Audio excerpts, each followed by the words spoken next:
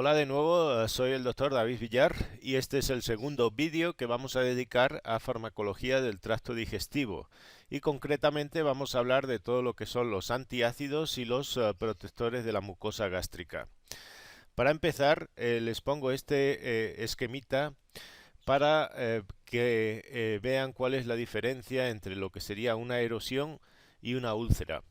Erosiones se pueden producir cuando, por ejemplo, tenemos una gastritis o hemos comido una comida pesada, muy picante o un exceso de alcohol y tenemos pues ardor de estómago, dolor abdominal, malestar, inapetencia. Vean que ahí el daño afecta principalmente a lo que sería la mucosa de esa pared, mientras que cuando tenemos una úlcera verdadera, vean que esa lesión atraviesa la muscularis mucosa, penetra en la submucosa, incluso en las paredes musculares del estómago, y obviamente pues ahí hay vasos sanguíneos y se va a producir sangrado de esa lesión. En realidad el tratamiento que vamos a usar para proteger ambas tipos de lesiones es el mismo. Y como ven en esta diapositiva les pongo que el ácido clorhídrico y la pepsina, que obviamente es la enzima que se produce por activación del pepsinógeno en un pH ácido, ambos son indispensables para que se pueda producir una úlcera. Y obviamente pues el tratamiento va a ir destinado precisamente a impedir la acción de ese ácido clorhídrico, ya sea bien neutralizándolo cuando se produzca o impidiendo simplemente que se produzca, como veremos a continuación en las células parietales. Para decir algunas generalidades de úlceras, si hablamos por ejemplo de los caballos, podríamos decir que el tracto digestivo de un caballo está diseñado evolutivamente a procesar grandes cantidades de fibra, en general de mala calidad, con mucha celulosa, pero no está adaptado a dietas que son muy energéticas como las que hoy en día pues les damos cuando están en pesebreras. De hecho, la enfermedad de las úlceras en los caballos pues se dice que es multifactorial. Hay una combinación de factores que normalmente concuerdan y aquí les pongo tres de los principales. Una dieta mal manejada con exceso de carbohidratos y por otra parte una falta de fibra durante las 24 horas que esté disponible en ese establo. Otro factor predisponente es un exceso de ejercicio y entrenamiento. Eso, como ven ahí, aumenta la producción de gastrina, al igual que lo hacen los concentrados. Y por otra parte, el exceso de ejercicio va a disminuir el riego sanguíneo al estómago durante el ejercicio y eso también favorece el desarrollo de úlceras. Y como veremos, pues hay situaciones como medicaciones en concreto los antiinflamatorios no esteroideos. Saben que los caballos usan mucho, por ejemplo, lo que es la fenilbutazona y el flunisilmeglubine, y eso de forma crónica, ese tipo de fármacos tienden a predisponer a la formación de úlceras. El ácido clorhídrico en los caballos tenemos que decir que se produce de forma constante las 24 horas del día, a diferencia de nosotros. Y eso en realidad está muy bien porque es un animal que está diseñado para comer y tener el estómago lleno las 24 horas del día. Entonces, ¿qué es lo que ocurre cuando los estabulamos y solo les damos de comer 2 o 3 veces al día, como haríamos, por ejemplo, los humanos? Pues por una parte, la dieta muy energética que les damos en esos concentrados, que puede tener mucho maíz, trigo, cebada, lo que hacen es triturarla muy poquito, no necesitan triturarla mucho y entonces al no triturarla no se produce saliva, que es precisamente el buffer, ¿no?, o el tampón rico en bicarbonato sódico que va a neutralizar el pH del estómago. Además, ese tipo de dieta cuando llega al estómago tiende a fermentarse por bacterias y se producen ácidos grasos volátiles que bajan aún más el pH. Normalmente son eh, problemas que suelen pasar desapercibidos en los caballos Tienen, por decirlo de alguna manera, una sintomatología poco específica. Se dice que son caballos que pueden tener cólicos recurrentes, tienen bruxismo, mal pelaje, cambios de conducta, salivación excesiva, anorexia, y si son potros pues se desarrollan también diarreas, mientras que los adultos pues normalmente no hay diarrea. El objetivo, como veremos a continuación, es mantener ese pH del estómago por encima de 4 las 24 horas del día. Y si hablásemos de cómo podríamos lograr este objetivo, una forma sería simplemente poner ese caballo en un potrero que tenga una pastura fresca y haya obviamente hierba disponible las 24 horas a ese animal. Si está estabulado, le podríamos dar un forraje como por ejemplo la alfalfa, que es quizás de los forrajes más balanceados, tiene alto contenido en carbonato cálcico y eso tiende a neutralizar el pH del estómago. Obviamente, si le vamos a dar concentrados, hay que ajustar muy bien la cantidad que le vamos a dar al día. Y como veremos a continuación, los fármacos que están aprobados por la FDA americana para tanto prevenir como tratar úlceras son el omeprazol. El omeprazol se usa a la dosis de 1 mg por kilo una vez al día si es de forma preventiva, y 4 miligramos por kilogramo de peso vivo diariamente durante 1 o 2 meses si es para tratar una úlcera que ya está desarrollada en ese animal. Si pasamos a hablar, por ejemplo, de peculiaridades de los porcinos, aquí ocurre algo muy parecido a los caballos. Le hemos quitado toda la dieta a base de fibra y le damos muchos concentrados. De hecho, una de las causas corrientes de úlceras en porcinos es que trituramos o molemos mucho ese alimento. La idea de triturarlo es obviamente aumentar la superficie de contacto con la mucosa intestinal para que se absorban más esos nutrientes a nivel del tracto digestivo. El problema es que cuando se tritura mucho, pues se van a producir úlceras de estómago. Como ven, el tamaño óptimo de un alimento molido debe estar entre 0,7 y 0,8 milímetros, es decir, entre 700 y 800 micrómetros. Y hay estudios que, como ven aquí, que cuando el tamaño se reduce mucho a 550 micrómetros, pues se van a producir úlceras en el 90% de esos cerdos en 2 semanas. Aquí tienen una práctica corriente que se debería de hacer para ver cuál es el tamaño de las partículas. Consiste en pasar el alimento a través de unos filtros que tienen distinto tamaño del colador, por decirlo de alguna manera, y al final pues se pesa cada uno de ellos y se hace un histograma, como aquí tienen, para ver cómo está la distribución del tamaño de esas partículas. Aquí tienen un ejemplo de un histograma.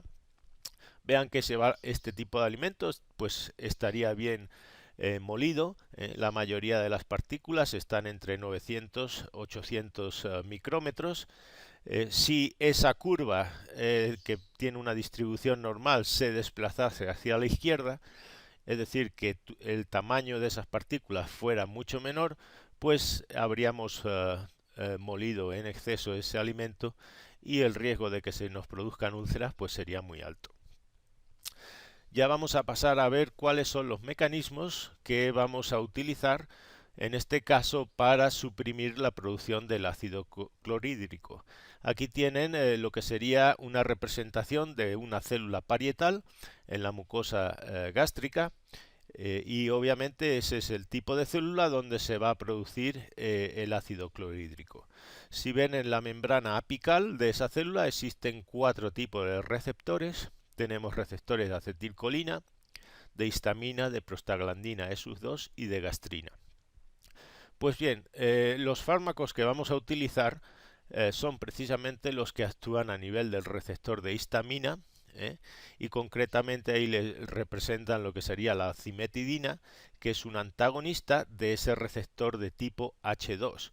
Como ven, cuando ese receptor se activa, se va a estimular una proteína GS que a su vez pues lo que va a hacer es activar la enzima adenilciclasa. Se produce el segundo mensajero AMP cíclico, que a su vez activa una proteína quinasa, y esa proteína quinasa va a poner en funcionamiento lo que sería la bomba de protones, que lo que hace es intercambia el potasio de fuera con el hidrogenión de dentro, y obviamente pues se secreta esos hidrogeniones al exterior de la célula.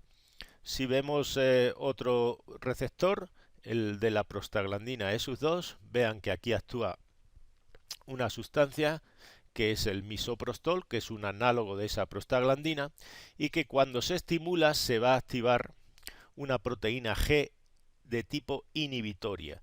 Al ser inhibitoria, lo que hace es anular la acción de la adenilciclasa, no se produce el segundo mensajero, y por tanto pues no, lo que hace es anular la producción de ácido por esa célula. Vean que los otros dos tipos de receptores, el de gastrina, en realidad no existen fármacos que vamos a usar a ese nivel, y tampoco en realidad los anticolinérgicos se utilizan. Los que más se van a utilizar también están representados aquí, que son los bloqueantes de la bomba de protones, y aquí les incluyen el caso del omeprazol. Estos en realidad son los últimos que han salido al mercado, y en realidad han sustituido a todos los demás. Hasta que no salieron este grupo, los que más se utilizaban eran los antihistamínicos de tipo H2, y ahora los que se usan básicamente son los bloqueantes de la bomba de protones, como veremos a continuación. Por tanto, si hablamos de cuál sería el tratamiento tanto de una úlcera como de una gastritis, el objetivo va a ser, como decía, anular la acción del ácido clorhídrico. Eso lo podemos hacer, por una parte, reduciendo o suprimiendo la producción, y como ven ahí lo que vamos a hacer es actuar a nivel de la célula parietal, inhibiendo la bomba de protones, dando antihistamínicos H2 o dando anticolinérgicos. En realidad, los que más se utilizan son los inhibidores y los antihistamínicos. Como decía anteriormente, los anticolinérgicos prácticamente han pasado a la historia. La otra forma sería dejando que se produzca el ácido clorhídrico y neutralizándolo dando una base débil. Como veremos a continuación, esas bases suelen ser sales de aluminio y de magnesio. Y la otra forma sería dejando que se produzca el ácido clorhídrico, pero administrando una sustancia que recubre, como si fuera una película viscosa, esa mucosa intestinal, y por tanto pues impide que el ácido clorhídrico entre directamente en contacto con la pared del estómago. Y ahí pues vamos a hablar de el sucralfato, el misoprostol y las sales de bismuto.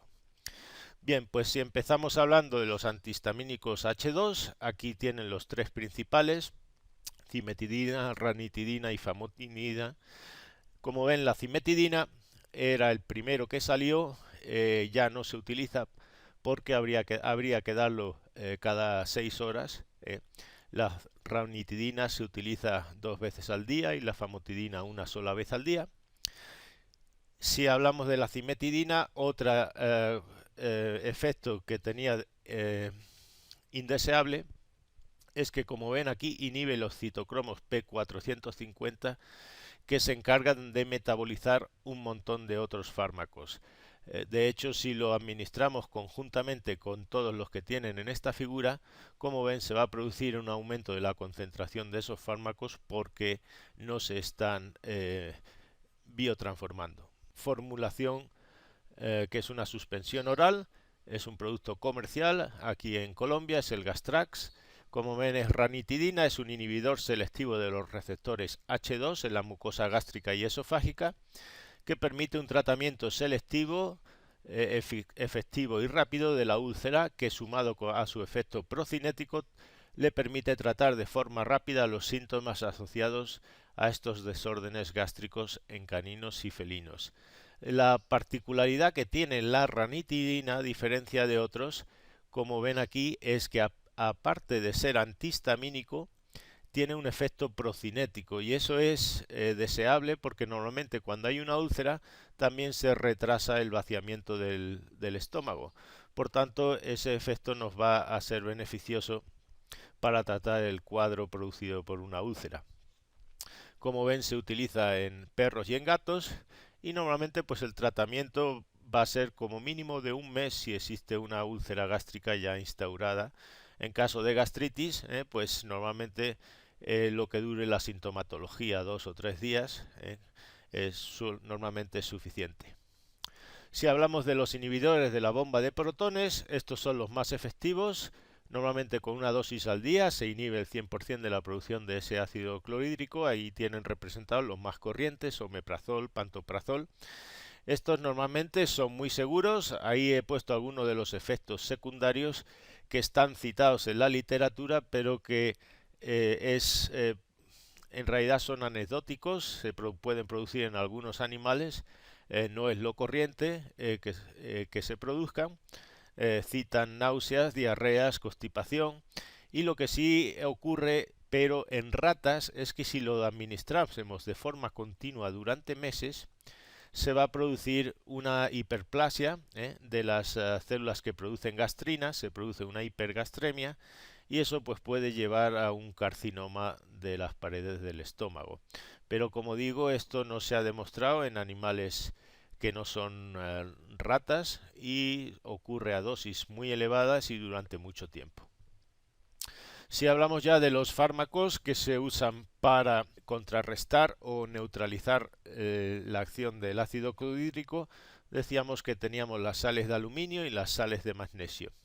Aquí tienen representadas cuáles son las principales. Tenemos el bicarbonato sódico, carbonato cálcico, hidróxido de aluminio y hidróxido magnésico.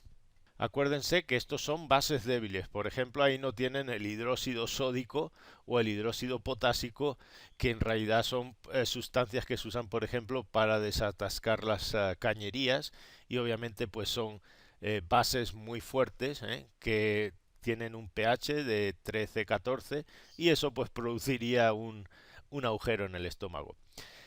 Como ven, ahí viene la capacidad neutralizante que tiene cada uno. El tipo de sal que se va a formar en el estómago. Obviamente una sal más un ácido produce agua más una sal. Ahí tienen el tipo de sal que va a formar cada uno. Y tienen algunos de los efectos adversos que se pueden producir. Por lo general, decirles que no se van a absorber ninguna de ellas, pero que sí pueden tener un efecto de rebote, es decir, que se va a producir más ácido cuando se desaparece el efecto de cada uno de ellos. Se puede alterar tanto la absorción de otros fármacos como el tránsito intestinal porque se está alterando el pH de ese tracto digestivo. Y aquí tienen que no solo se puede alterar la absorción de otros fármacos, sino también de nutrientes. Por ejemplo, el hidróxido de aluminio, como ven, es uno de los fármacos que vamos a usar en la insuficiencia renal crónica para impedir la absorción del fosfato. De hecho, si lo diéramos durante mucho tiempo, pues se va a producir una hipofosfatemia, que es precisamente lo que cuando existe una insuficiencia renal aguda queremos impedir que se absorba ese fósforo. Como ven, ahí vienen algunos de los efectos adversos que se podrían producir si lo damos de forma repetida durante mucho tiempo. Para el hidróxido de aluminio citan que se suele producir constipación, mientras que el hidróxido de magnesio citan diarrea e hipermagnesemia, sobre todo si existen problemas renales. Para el caso del carbonato cálcico, pues un tratamiento crónico podría conllevar un aumento del calcio sanguíneo y eso podría producir un daño renal. Aquí les voy a poner algunos ejemplos para que vean cómo se produce esa neutralización del ácido en el estómago. Si hablamos, por ejemplo, del hidróxido de magnesio, vean que va a reaccionar cada molécula con 2 moléculas de ácido clorhídrico y eso va a producir 2 moléculas de agua y una molécula de cloruro magnésico. Si hablamos del hidróxido de aluminio, el aluminio tiene 3 valencias, va a reaccionar con 3 moléculas de ácido clorhídrico y se va a producir pues 3 moléculas de agua y la sal, que sería el cloruro de aluminio. Si vemos por ejemplo el carbonato cálcico, pues este va a reaccionar con 2 moléculas de ácido clorhídrico y vean que aparte de la sal, que sería el cloruro cálcico, y el agua, también se va a producir dióxido de carbono, es decir, un gas que en realidad es un gas, y eso pues puede producir obviamente flatulencias. Si pasamos a hablar ya de los que serían los protectores de la mucosa, estos decíamos que eran sustancias que lo que hacen es recubrir a forma de película, imagínense una capa viscosa que está adheriéndose a lo que sería la mucosa del estómago. Normalmente lo va a hacer a las zonas más lesionadas, y el que se utiliza principalmente es el sucralfato, que es una molécula compleja, como veremos a continuación. Ahí les pongo todo lo que de lo que está compuesta: sulfato de sucrosa, sulfatada e hidróxido de aluminio. La sucrosa saben que es el disacárido de la sucrosa, lleva glucosa más fructosa. Aquí tienen la molécula, como les decía. Vean que en el centro serían los anillos, si quieren, del azúcar, de la sucrosa, y vean que están rodeados de moléculas de sulfato. Y esa molécula de sulfato a su vez están adheridas al hidróxido de aluminio. Por tanto, decimos que es una sulfato de sucrosas que va sulfatada y aparte va, como decía, recubierta de moléculas de hidróxido de aluminio. Este fármaco se podría utilizar también para tratar úlceras. El problema que tiene es que tendríamos que utilizarlo de 3 a 4 veces al día, cosa que en realidad pues es un poco engorrosa normalmente para cualquier propietario, pero la eficacia que tiene es prácticamente la misma que los antihistamínicos y los inhibidores de la bomba de protones. De hecho, se combina con ellos. Lo que pasa que si se va a combinar, vean que requiere un pH ácido para que se pueda ejercer su efecto. Por tanto, si lo vamos a administrar, se recomienda no hacerlo simultáneamente con sustancias que vayan a suprimir la producción del ácido clorhídrico. Por otra parte, dicen que en algunos animales se puede producir constipación. Si hablamos del misoprostol, decíamos que era un análogo de la prostaglandina ESUS2. Este producto se utiliza, por ejemplo, en personas que están recibiendo de forma crónica antiinflamatorios no esteroideos, como por ejemplo la aspirina, y están predispuestos a que se produzcan gastritis o úlceras del estómago. En realidad, el que una persona esté tomando de forma crónica aspirina no es justificación para darle simultáneamente misoprostol, a menos que sea, por ejemplo, una persona mayor que ya ha tenido problemas de gastritis y pues tenga alguna otra predisposición a que esa aspirina no se pueda administrar por el daño que pueden producir a nivel gástrico. Como ven, el mecanismo de acción era, por una parte, favorece la producción de la barrera de moco que recubre esa mucosa del estómago.